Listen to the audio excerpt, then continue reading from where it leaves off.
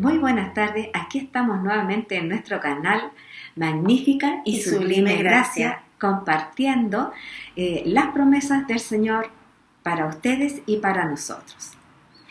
Estamos aquí reunidos nuevamente y para compartir, como dice Aida, ¿no es cierto? Y también recordarles que los materiales asociados a cada uno de los videos ya están puestos los links para que usted pueda hacer uso de ellos, como usted estime conveniente. Así que les invitamos también a que ustedes puedan, si desean, suscribirse. Al final de los videos está la opción para que usted pueda pinchar y suscribirse. Y también está el link a los videos anteriores para que pueda usted revisar si es que no los ha visto, están ahí también, para que tenga una continuidad de los temas que hemos ido desarrollando. Y si usted quiere, déjenos sus comentarios, porque nos llegan las observaciones en forma personal, pero sería bonito que esos comentarios que nos dan a nosotras lo vieran los demás, pero estamos muy contentas de lo que estamos haciendo. Bueno, retomando la sesión anterior, ¿se acuerdan ustedes que vimos? ¿Te acuerdas, Rita? Hablamos un tema muy importante, porque si bien la primera vez hablamos acerca de la muerte del Señor, ese tema no terminaba allí. Tiene una segunda parte que es fundamental para nuestra experiencia cristiana, que es la resurrección del Señor. ¿Cierto? Exactamente. ¿Ya? Y ahí estaban, ¿no es cierto?, las mujeres cumpliendo un rol fundamental y una misión que el mismo Señor Jesús entregó para que ellas cumplieran. Exacto, por eso que con Rita también estamos acá, ¿cierto? Sí, es una forma de continuar Así la es. misión. Diles que estoy vivo, dile que resucite. Eso es lo mismo que nosotros estamos transmitiendo a ustedes. Bueno, y hoy, Rita, ¿qué tenemos? Hoy día nuevamente vamos a hablar un tema asociado a la resurrección. La resurrección es un milagro maravilloso con el que nos podemos encontrar en nuestra vida y que está prometida para cada uno de los hijos de Dios que han entregado su corazón a Él y que han creído en Él. Y hoy día vamos a ver a una mujer viuda, la viuda de Naín. Naín es un lugar dentro del sector de Galilea, y Jesús, como vamos a ver en el mapa ahora, estaba en Capernaum el día anterior, donde sanó al siervo del centurión y se desplazó al día siguiente con sus discípulos desde Capernaum hasta Naín, unos 30 kilómetros aproximadamente. Iban llegando a la ciudad de Naín cuando encuentran algo impresionante ahí. Lo leemos. Ya, importante, ¿se acuerdan cuando les dijimos que las mujeres acompañaban al Señor y le servían? Estas mujeres andaban caminando toda esa cantidad de tiempo cuidando del Señor. No eran distancias fáciles de transitar, quizás no eran tantas, pero para la época en que no se utilizaban medios de locomoción. Claro, como vehículos, claro, ¿cierto? Ahí era caminar. Claro. Y esa caminata entre Capernaum y Naín más o menos duraba unas 6 horas. Unas 6 horas. Mire, ¿qué nos dice la Biblia acerca de ello? Y aconteció el siguiente día que él iba a la ciudad que se llama Naín. E iban con él muchos de sus discípulos y una gran multitud. Entonces aquí podríamos destacar en este versículo, ¿no es cierto?, que como tú estabas diciendo recién, Aida, no solamente iban los discípulos, muchas veces nosotros nos imaginamos a Jesús con los apóstoles, con los 12, ¿no es cierto?, sino que aquí hay una gran multitud. ¿Dónde estaban los discípulos? ¿Dónde estaban las mujeres que ya nombramos? Muchas de ellas estaban ahí, esas mujeres de Galilea que seguían a Jesús y que ayudaban, ¿no es cierto?, en todo el quehacer dentro de la actividad que tenían ellos como discípulos. Muchos de sus discípulos, muchos de los discípulos no están nombrados en la Biblia. Importante quizás, Rita, aclarar qué significa discípulo, porque a veces pensamos o lo confundimos que los discípulos eran solo los apóstoles, que son términos diferentes. Exacto. Discípulos son los que seguían al Señor, ¿cierto? Podemos simplificarlo de esa manera, por eso que aquí se habla de muchos, ¿cierto? No son solamente 12 como uno pudiera pensar. Claro. Ellos están designados como los 12 apóstoles. Eso. Pero estos discípulos habían hombres, mujeres, y jovencitos también que estaban allí siguiendo a Jesús y aprendiendo de Cristo. Exacto. ¿Cierto? Permanentemente. Por eso que habla de muchos. Y ellos iban muy contentos. Claro. Iban contentos porque habían participado, ¿no es cierto?, de algunos milagros que Cristo había hecho, como la sanidad del siervo del centurión el día anterior, y ellos iban muy felices porque sentían que Cristo pronto sería el Mesías. Sí. Pero iban felices. Ellos iban felices. ¿Qué pasó? Y fíjense, vamos con el versículo 12. Estamos leyendo Lucas 7, vamos ahora con el 12. Y cuando llegó cerca de la puerta de la ciudad, he aquí que llevaban a enterrar a un difunto, hijo único de su madre, la cual también era viuda, y había con ella mucha gente de la ciudad. Es importante, bueno, de este simple versículo podemos sacar bastante información, ¿cierto? Sí, mucha información podemos obtener de aquí. Primero, decir que nosotros desde lejos podemos reconocer cuando viene un cortejo fúnebre. Lo mismo ocurría aquí. Porque si bien nosotros lo identificamos porque vienen muchos vehículos, viene la carroza con las flores, acá era una gran cantidad de gente, ¿ya? Seguramente vendrían llorando, sí, se había escucharía mujeres que se llamaban plañideras y que ellas lloraban, ¿no es cierto? Y llamaban la atención de este gran dolor que se estaba experimentando. Exacto. Ahora, una viuda de este tiempo, ¿sería igual, Rita, que una viuda de ese tiempo? ¿Qué puedes decirnos tú de esa época? Bien, la verdad es que costó un poquito encontrar información acerca de las viudas en el tiempo de Jesús, a pesar de que hay muchos relatos acerca de ellas. Sin embargo, lo que alcanzamos nosotros a dilucidar más o menos en forma bastante responsable es que las viudas, si eran jóvenes, ellas podían volver a la casa de sus padres o podían volver a casarse, como generalmente también ocurre hoy, ¿no? Sí. Muchas veces las viudas, si no tienen hijos, ellas vuelven a la casa de sus padres, a veces con hijos actualmente, pero en ese tiempo, si tenían sus hijos, ellas seguían viviendo en sus hogares porque sus hijos eran los herederos. Sin embargo, si quedaban sin hijos, ellas volvían a la familia de su padre o de su madre, a su familia original. Y algunos de sus cuñados también podían redimirla, en el sentido que podían casarse con ella para darle a un hijo que tuviera la herencia de su esposo original, digamos, el primer esposo que había, en este caso, había muerto. Entonces, las viudas generalmente ellas vivían, como diríamos hoy, bajo el umbral de la pobreza. Ya actualmente, por lo menos en Chile, acá, y en este momento, en esta fecha en que estamos grabando, me parece que el umbral, económicamente hablando, son 185,000 pesos, como para vivir en un mes. Entonces, ellas generalmente estaban bajo el umbral de la pobreza, las viudas. Ahora, si la viuda era ya adulta, ya era vieja, no podía tener hijos, entonces generalmente ellas quedaban muy solas si no tenían un hijo que las amparara. Bueno, y podríamos decir que en la actualidad es más o menos similar. Una mujer que queda con hijos, viuda, es muy difícil su situación, ¿cierto? Y en el caso de que hablemos de una viuda de cierta edad actualmente, sabemos cómo es su situación también. Claro. Sin entrar en mayores detalles, pero sabemos cuál es la realidad. Sí. No es fácil. Es muy difícil. Sí. A las viudas se les permitía en ese tiempo ir a segar a los campos cuando iban los segadores, y ellas iban detrásito de los segadores recogiendo lo que iba quedando, y ese grano a ellas les servía para su alimento, para su sustento. Sí. Además también ellas recibían el tercer año, recibían, ¿no es cierto?, el diezmo, del diezmo se sacaba cada 3 años una cantidad de dinero para que ellas pudieran satisfacer sus necesidades, que no quedaran tan solas, tan desamparadas. Sí. Y esta mujer, de la que vamos a hablar hoy día, había quedado viuda y tenía un solo hijo. Había tenido un solo hijo.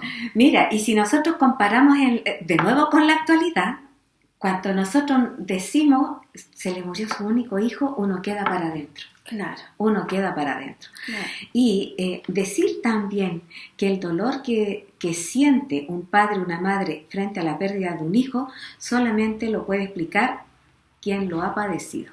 ¿Quién lo sufre? Solamente, quien lo ha sufrido. Porque yo digo, ni siquiera me puedo imaginar cómo sería la ausencia de alguno de mis dos hijos. No me lo puedo imaginar. Entonces, solamente vemos la señal externa del llanto, ¿cierto? El decaimiento. Esta mujer, que además era su único hijo, su único sustento, seguramente todo el amor de ella en uno solo. Claro, era la única estabilidad y además su compañía. Su compañía. Su compañía. Sí. Porque me imagino que si ella cocinaba pensando en su hijo. Sí. Si ella arreglaba algo, arreglaba pensando en su hijo. Sí. No sé. Más en esta época, Rita, donde la función de la mujer era ser madre. Sí. Porque actualmente la mujer puede asumir otro rol, como de trabajar, ¿no es cierto? Y uno podría decir, ya, con el trabajo me distraigo. Pero ella no. La única función que tenía en esa época, en general las mujeres, era la de ser mamá. Sí, hay muchos casos de mujeres y también de hombres y de mujeres, padres y madres, que al perder a sus hijos, ¿no es cierto?, ellos incluso mantienen hasta sus piezas, sí, porque sí, de alguna forma estar en conexión con sí, eso, con un ser tan amado como es su hijo. Sí. Y esta mujer perdió todo, perdió a su esposo, era viuda, y después, ¿no es cierto?, pierde a su hijo, su único hijo, y queda desolada. Sí. Y ella va, me imagino, como en shock, porque ella no ve ni siquiera a quién está alrededor. Claro, y ahí se produce un contraste muy interesante, porque viene un grupo con mucha alegría, vienen muchas personas, y se contrapone con este otro grupo también grande de personas, pero va con el sentimiento completamente opuesto. Sí. Completamente opuesto. Y esta, ya lo leímos, esta muchedumbre que acompaña a la mujer va justamente acompañándola porque entiende la situación en la que ha quedado. Exactamente. ¿Ya? Así es. Ellos entienden, estas personas igual quieren compartir ese dolor, lo mismo que uno hace cuando acompaña a alguien al funeral, a un sepelio. Que ha perdido a su ser querido. Claro. La idea es acompañar, ¿no es cierto? Exacto, es acompañarlo. Sí. Así es. Pero el Señor ahora, el Señor, algo dice el versículo 13, ¿no es cierto? Y cuando el Señor la vio, se compadeció de ella y le dijo, no llores, porque Él se compadeció. Entonces me imagino que decirle no llores tiene que haber sido lleno de amor y de ternura, sí, pues, para que su sola voz le llevara a ella. Fue una voz de consuelo. No llores. Sí, yo te puedo ayudar en esto. No llores. Porque ella no veía solución alguna, ¿cierto? Su hijo se había muerto. ¿Qué podía hacer ella? Pero ahí viene caminando el dador de la vida, ¿cierto? Y él es capaz de saber, él sabe que él sí puede ayudarla, que él sí puede consolarla. Y no solo con palabras. Sí, pues. La compasión que Cristo sentía por ella realmente nosotros no la podemos explicar porque es una compasión no solamente humana, sino que también divina. Y el Señor está a nuestro lado en estos momentos cuando tenemos estas pérdidas tan importantes para nuestra vida. Sí. Y sabes, Rita, a mí me llama mucho la atención lo siguiente, que el Señor ve, la mujer no ha dicho nada, absolutamente nada.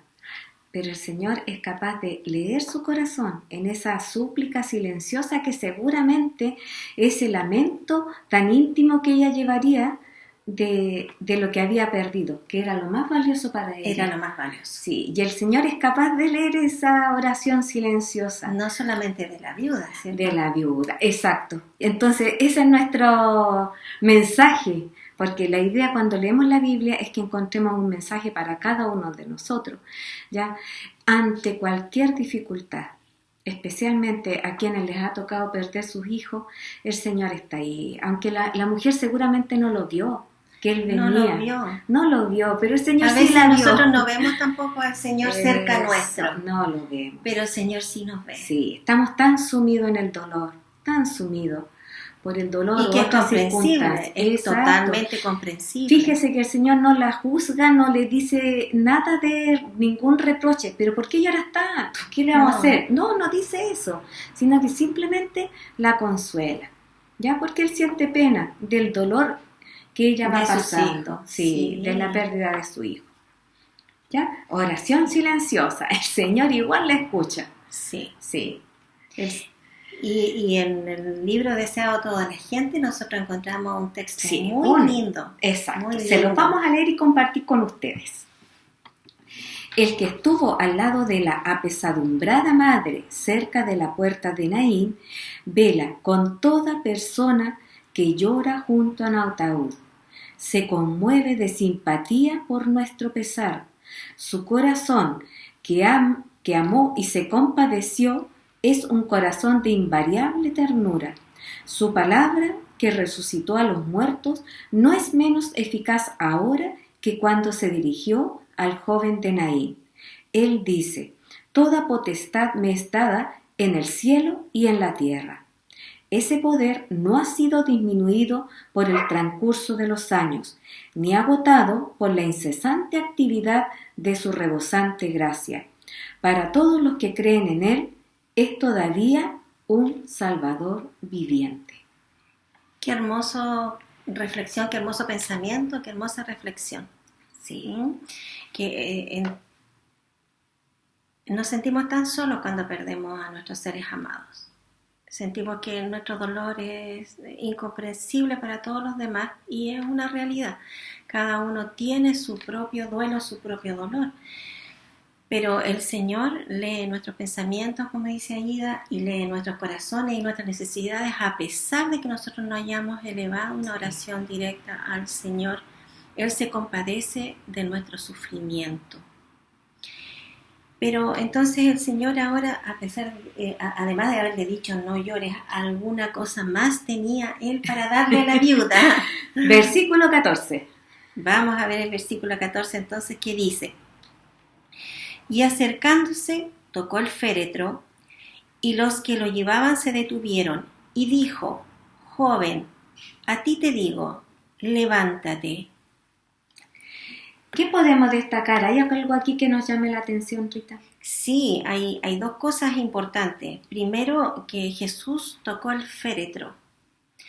La pluma inspirada nos dice que el Señor era incorruptible. En ese tiempo, tocar un féretro, tocar una ropa, tocar una persona que hubiese fallecido, significaba que uno estaba contaminado y tenía que ser un ritual para poder, ¿no es cierto?, evitar cualquier tipo de contaminación.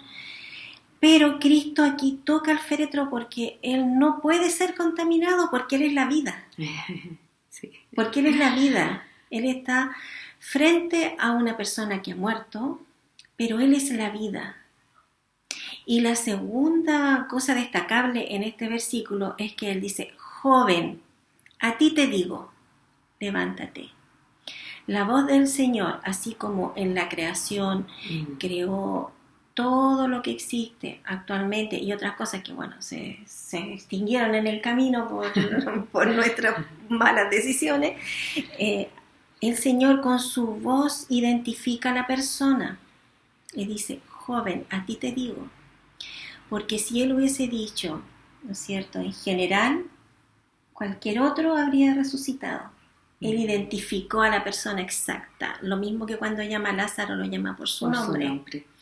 Porque si Él hubiese dicho resuciten, habrían resucitado muchas personas, porque está el poder de su palabra, de la creación. Entonces Él identifica al joven y le dice: a ti te digo, levántate. Y lo primero que el joven seguramente vio fue el rostro de Jesús. ¡Qué hermoso! Sí. Porque cuando nuestros seres amados que han bajado al descanso resuciten, van a ver el rostro de Jesús también. Sí. ¡Qué hermoso! Ya, y vamos a hacer un alcance en cuanto a lo que dijimos la semana pasada, porque hablamos acerca de la locura, que los apóstoles le dijeron a las mujeres que era una locura lo que ellas decían, que el Señor había resucitado. Hicimos una comparación que en la actualidad para nosotros sería una locura, para algunos, decir que el Señor viene por segunda vez, ¿cierto? Sí. Esto es súper importante, porque así como en este caso y muchos otros que el Señor resucitó a varios muertos, también cuando llegue el momento en que nosotros bajemos al descanso, si es que el Señor nos viene antes, también vamos a experimentar la resurrección. Y lo primero que veremos, como dice Rita, es la cara del Señor. Imagínense. Jesús. Qué hermoso. Sí, despertar y ver al Señor ahí. Va a ser algo indescriptible. Sí, no se puede realmente con palabras explicar lo que seguramente vamos a experimentar allí por misericordia del Señor. Exacto. ¿Cómo sigue aquí? ¿Y qué pasó con el joven cuando Cristo le habla, ¿no es cierto? ¿Qué pasa con el joven? Versículo 15 dice así: entonces se incorporó el que había muerto y comenzó a hablar, y Jesús lo dio a su madre. ¿Qué te parece? Oh, yo creo que ella tiene que haber quedado así, estupefacta. No sabría cómo reaccionar. No, seguramente la abrazó y seguía llorando, pero ahora de felicidad, ¿cierto? El dolor ya se había convertido por el poder del Señor en felicidad, en gozo. Así es como cuando nosotros tenemos un contacto con Dios. Él transforma nuestras vidas. Sí. Transforma nuestras vidas. Sí. Y nos llena de promesas. Muchas promesas. Y Él espera que nosotros creamos sus promesas. Sí. ¿Cierto? Él espera que nosotros creamos sus promesas. Aquí la madre recibe a su hijo por segunda vez. Primero, cuando nació su único hijo. Sí. Y ahora, nuevamente lo recibe de vuelta.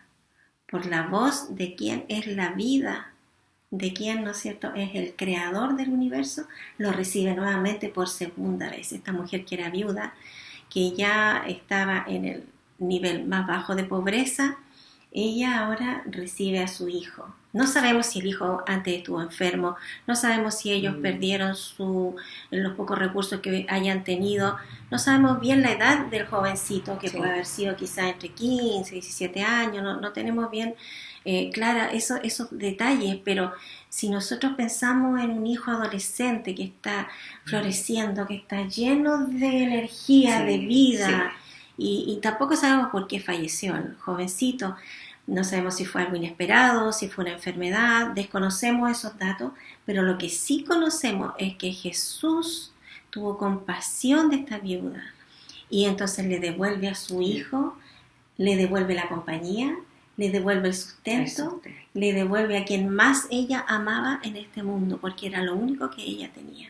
Sí, y destacar, recalcar acerca del poder de la palabra del Señor, como decía Rita, en el sentido de que con su palabra Él creó el mundo. Y esa palabra es la misma que tenemos nosotros en forma concreta en la Biblia. Aquí igual hay poder. Sí, es la palabra del Señor. Es la palabra del Señor. Y esa misma que Él dice, que escucharon algunos privilegiados, es la que encontramos acá. Y aquí igual hay poder. Si usted necesita, recurra acá. Así es. Y en el versículo 16 leemos lo siguiente: y todos tuvieron miedo y glorificaban a Dios, diciendo: un gran profeta se ha levantado entre nosotros, y Dios ha visitado a su pueblo. ¿Qué nos puede decir, Rita? Hoy aquí hay dos cosas así muy impresionantes, y bueno, puede haber mucho más situaciones que se podrían destacar, pero primero la gente quedó impresionada porque se sintieron en la misma presencia de Dios, y muchos guardaron silencio y observaron todo lo que ocurría ahí, y ellos quedaron ensimismados, preguntándose, ¿no es cierto?, si acaso Cristo no era Dios mismo. Sí. Y lo segundo es que ellos fueron tan impactados con este milagro de la resurrección del hijo de la viuda de Naín, que ellos dijeron claramente, aquí dice el versículo, Dios ha visitado a su pueblo. Ellos no podían explicarlo de otra manera. Una resurrección, un milagro, una resurrección, no podían explicarlo. Esta es la primera resurrección que Cristo lleva a cabo. Quizás, Rita, esto era los milagros que hacía el Señor, era justamente para eso, para que ellos reconocieran a Dios en esos momentos. Así era, ese era el motivo, ese era el propósito, ¿cierto? De que ellos vieran que Dios es un Dios poderoso, pero también amoroso, que quiere la salvación de su pueblo. Dios ha visitado a nuestro pueblo.